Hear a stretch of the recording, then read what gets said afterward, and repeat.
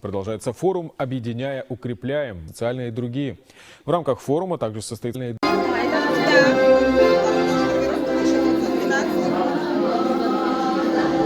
Я представляю семью Тазовых. У нас самая великая... Низкий вам поклон за благородное сердце. Связано. Ну, давайте сейчас откроем фотографию, это будет подсказка.